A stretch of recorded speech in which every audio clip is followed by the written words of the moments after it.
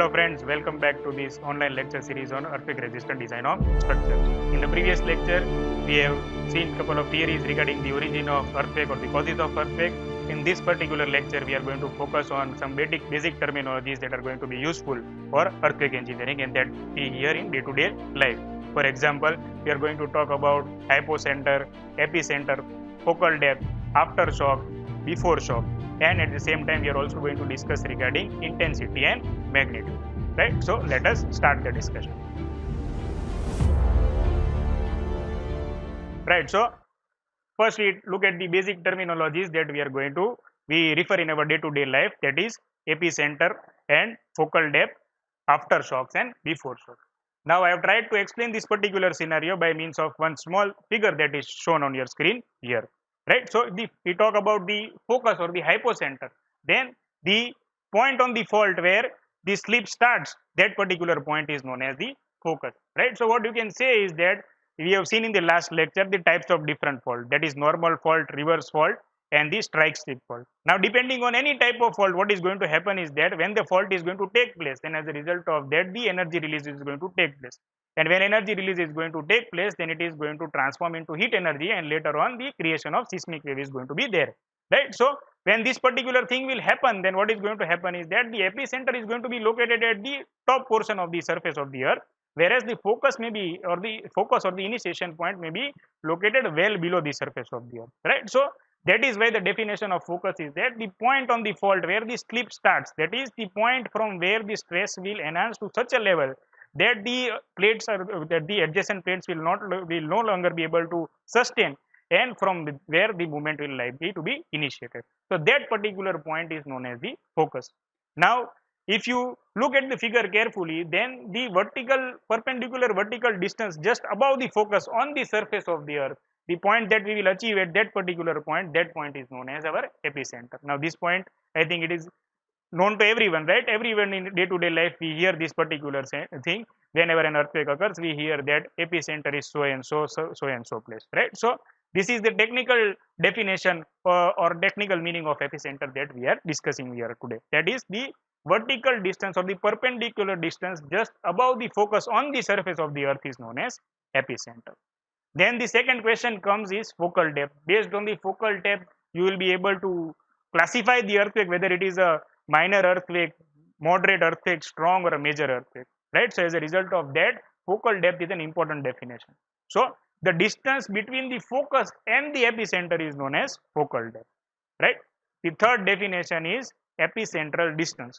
Now for example, as you can see in the figure, I have shown one small blue color block over here, which is, you can consider it as a building or a bungalow, right? So if I want to know the distance of this particular building from the epicenter, then the distance between the epicenter and this particular building will be known as epicentral distance.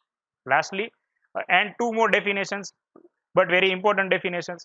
Why? Because in day-to-day life we hear both these things. First is the foreshocks and second is the aftershocks, right? So whenever major earthquake occurs, then either it is prior to that earthquake you will be experiencing the foreshocks, or once the major earthquake has taken place, then afterwards you will be experiencing the aftershocks. So if the minor tremors are felt before a major earthquake, then that particular type of earthquake is known as foreshocks, and if minor tremors are felt after a major earthquake has taken place, then that particular thing is known as aftershocks, right? So these are basic terminologies that we hear related to earthquake engineering in day-to-day life, and I think in layman language also these definitions can be clearly understood and it is necessary for everybody's knowledge, right?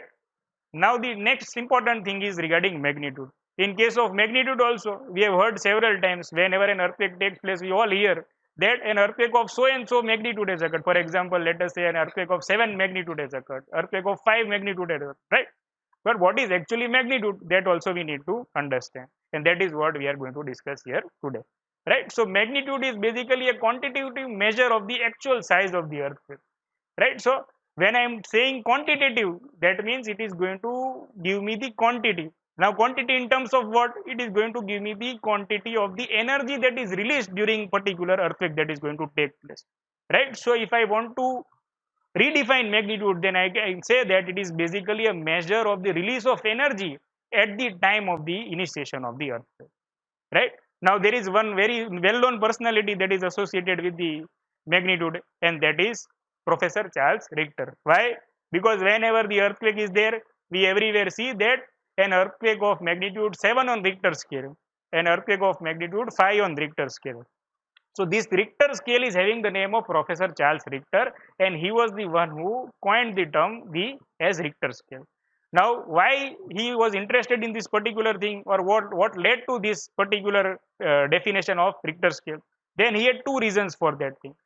First reason was that he observed that at the same distance, seismograms. Now, seismograms, everyone note that the instrument that is used to record the earthquake is known as seismograms. You have seismograms and you have seismographs. Both are different, right? But the one that is used to record the earthquake, that is known as seismographs. So he said that at the same distance, the seismograms of larger earthquake had bigger wave amplitudes as compared to that of the smaller earthquake. That is, when large amount of energy is going to release, then as a result of that, what is going to happen is that the wave amplitude is going to have a larger amplitude. And if the less amount of energy is released, then the shape of the amplitude or the height of the amplitude is going to be on the lesser side. And second observation was that for a given earthquake, seismographs that are placed at farther distance had smaller wave amplitudes than those at closer distance. That is what he was saying, that for a given earthquake, let us say that if the earthquake of 5 magnitude has taken place, and if one seismograph is placed near to this particular object that I am standing over here, and other one is placed far above, then the record on the seismogram showed that the one that was placed closer had higher amplitude as compared to the one that was placed far away. So as a result of these two reasons, he proposed one term, or he prepared one scale which was known as the magnitude scale, and it became famous as the Richter scale. Now this Richter scale is having the range in terms of numerical values starting from 1 and as high as 8. Right? So as you can see in the bottom side of your screen, the tabular form is given where the classification of earthquake is done based on the magnitude. Right? So if the earthquake is less than 3 on the magnitude, then it can be considered as a very minor earthquake, and if the having a magnitude greater than 8, then it can be considered as a major earthquake or a great earthquake, right? And in the third column, the average assumption is also given, that what is the possibility of these earthquakes to occur annually, right? So you can see that there are very high chances of minor earthquakes or very minor earthquakes or light earthquakes that are going to occur. But if you talk about major earthquake or great earthquake, then it is said that only one major earthquake is expected to occur once in a year all around the world, right? Now what happens is that we have seen that we have understood the numbers, that it is 3, 4, 5, 6, 7 and 8, right? But does it make any sense that if there is a change in the value from 5 to 6, is it going to have that much greater impact or not? That is also to be understood, right? So it is going to have a very big impact. Why? Because an increase in magnitude by 1 implies that 10 times higher wave amplitude is going to be there, or 31 times more energy is going to be released, right? So imagine an earthquake of magnitude 3 and imagine an earthquake of magnitude 6. So what is going to happen is that the amount of energy that is going to be released in case of the earthquake of magnitude 6 is going to be 93 times higher as compared to that of the other one, right? So most of this energy that is released is in the form of heat energy, that I already told you, and this heat energy will result in the fracturing of rocks. And after these rocks are fractured, then what is going to happen is only a little amount of energy will be there in the formation of seismic waves, and these seismic waves will be either reflected or refracted on the surface of the earth, and then it will raise the particular building where the displacement or shaking is likely to take place. Right. Now next, here you can see a comparison that depending on the magnitude of the earthquake, that is starting from 2 and going up to 10, what is the possibility of occurrence of these earthquakes, or what are the chances of these earthquakes occurring in daily life? So if you look at the figure closely, then an earthquake of magnitude 2, it is observed that 10 lakh such earthquakes are observed daily, right? There is a particularly everywhere we have a center here, that is the seismological research center, where the instruments are placed and where the recording of the earthquake. So even the minutest of earthquake is recorded on the surface of the earth. So that is why you can say that, you can see over here in the figure, that it is showing for a magnitude of earthquake in the range of 2 and 3, 10 lakh earthquakes are observed on a daily basis. That is on a year, 10 lakh earthquakes are observed on a yearly basis. But if you go towards the higher side, that is earthquake in the range of 6, 7, 8 in the magnitude, then the amount of earthquake or the number of earthquake on an annual basis is greatly reducing. That is, it is in the range of 1 to 5. That is, an earthquake of magnitude higher than 8 can be expected only once in a year. And at the same time, the other column that is shown over here is also giving you an idea about the amount of energy that is released. Why? Because I told you that in case of magnitude, the importance is about the amount of energy that is released at the initiation of the earthquake. So for an earthquake of magnitude 2, the energy that is released is 56 kg only when you convert in terms of an explosive. But when you talk about an earthquake of 10 magnitude, then you can see that the amount of energy is 56 trillion kg. Right? So you can just see the difference that for a magnitude of 2, the amount of energy is 56 kg, and for a magnitude of 10, the amount of energy is 56 trillion kg. So just see how fast the numbers or the amount of energy is multiplying when the magnitude of the earthquake is going to increase. And lastly, the effect of magnitude is also indicated. That for example, if the earthquake is in the range of 1 to 3, then in that case what is going to happen is that the general perception of the public or the animals is going to be such that they are not going to feel this earthquake. But since seismograms are installed everywhere, the record of this earthquake is possible. When you talk about earthquake in the range of 4 to 5 magnitude, again, minor tremors will be felt, but no damage will be there. And once the earthquake exceeds a magnitude of 6, then the problem starts. Then what is going to observe? Then what is going to happen is that, as you can see in the figure, that strong building is going to be affected, major structural damage is likely to be possible, structural and non-structural damage is likely to be possible, and lastly, the structure is likely to be irreparable in nature. So as and how the scale of the magnitude is going to increase, the effect on the building and the surrounding is also going to increase. Right? So that is all about magnitude. And lastly, we talk about intensity. We already talked about magnitude, but there is a very another interesting term which is known as intensity. This intensity term is not highlighted in the news, or it is not known to the common man.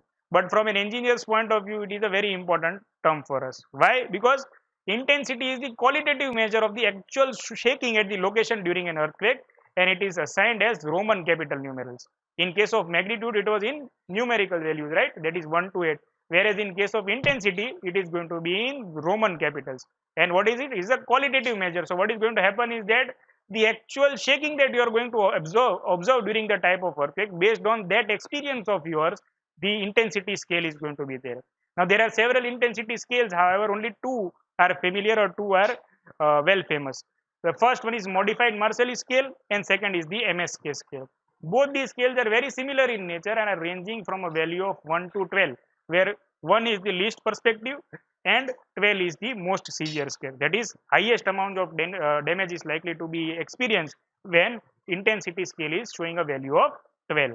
Now these intensity scales are being prepared based on certain parameters. Then what are those parameters? Then there are three parameters.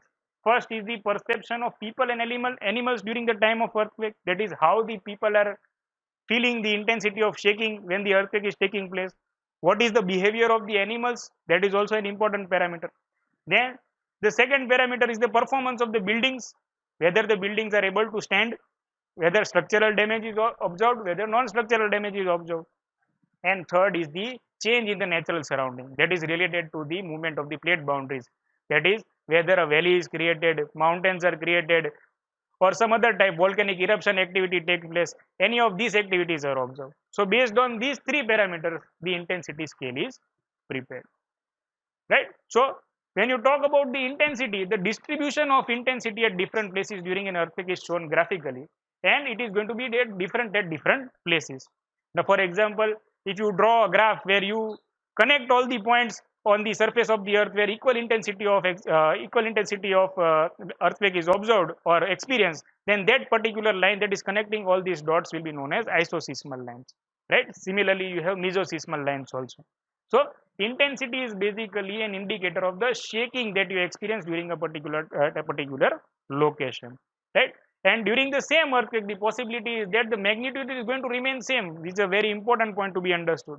Magnitude does not change depending upon the location, but intensity changes depending on the location of the site with respect to the epicenter, right? If the epicentral distance is far away, then it is going to experience lesser damage as compared to the one that is near. But however, the magnitude is going to remain same. That is an important thing to be understood. Magnitude will not change, but intensity will change. So the focus should be on the intensity and not on the magnitude. But it is difficult for layman to understand this particular thing. Now, how this is going to affect that?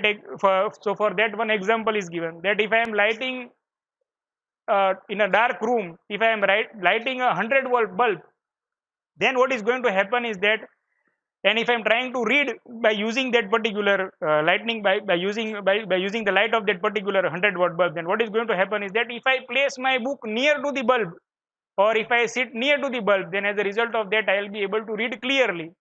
But if I move little bit away, as shown in the figure, then the light is going to be less. So as a result of that, I will be not be able to read it completely, or it will not be clearly visible to me.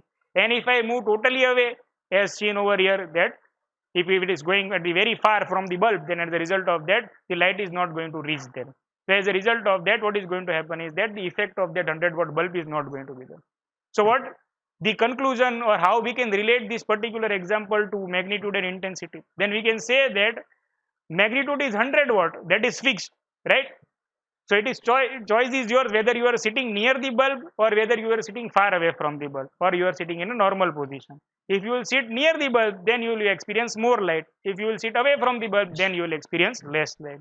So same thing is with intensity also.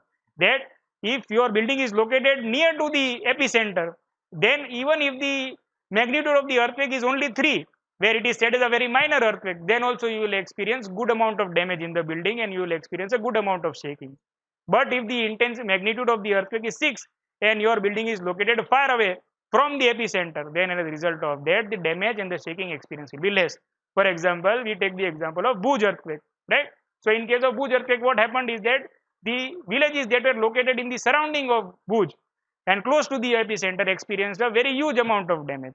But if we travel from Bhuj to Ahmedabad, then in case of Ahmedabad, we experienced that all the buildings did not devastate. So amount of damage that occurred in case of Ahmedabad was clearly less as compared to that of Bhuj. Why? Because magnitude has remained same, but the intensity has changed. Why the intensity has changed? Because the epicentral distance has increased.